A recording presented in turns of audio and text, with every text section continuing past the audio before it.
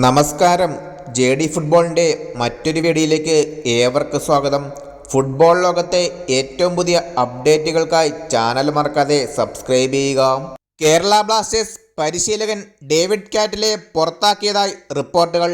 സീസണിലെ മോശം പ്രകടനം കാരണമാണ് ബ്ലാസ്റ്റേഴ്സ് പരിശീലകനെ പുറത്താക്കുന്നത്. സീസണിൽ ഇതുവരെ 6 മത്സരങ്ങൾ കളിച്ച കേരള ബ്ലാസ്റ്റേഴ്സിന് ഒരു മത്സരത്തിൽ പോലും വിജയിക്കാൻ സാധിച്ചിട്ടില്ല. 1 പോയിന്റ് മാത്രമുള്ള ബ്ലാസ്റ്റേഴ്സ് പോയിന്റ് പട്ടികയിൽ 13ാം സ്ഥാനത്താണ്. മോഹൻ ബഗാൻ സൂപ്പർ ജയന്റിനെതിരായ സീസണിലെ ആദ്യ മത്സരത്തിൽ എതിരില്ലാത്ത 2 ഗോളുകൾക്കാണ് കേരള ബ്ലാസ്റ്റേഴ്സ് പരാജയപ്പെട്ടത്.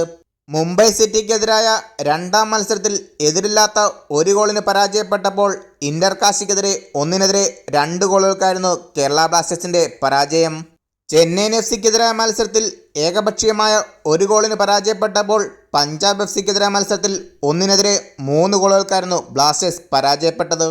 ഈസ്റ്റ് ബംഗാൾ എഫ്സിക്കെതിരായ മത്സരത്തിൽ മാത്രമാണ് കേരള ബ്ലാസ്റ്റേഴ്സിന് ആശ്വാസകരമായ 1 പോയിന്റ് മാത്രം സ്വന്തമാക്കാനായത്. മത്സരത്തിൽ ഇരു ടീമുകളും ഓരോ ഗോൾ വീതം നേടുകയായിരുന്നു. ഇത്രയും മോശം പ്രകടനം നടത്തിയതിനാലാണ് കേരള ബ്ലാസ്റ്റേഴ്സ് പരിശീലകനെ പുറത്താക്കുന്നത്.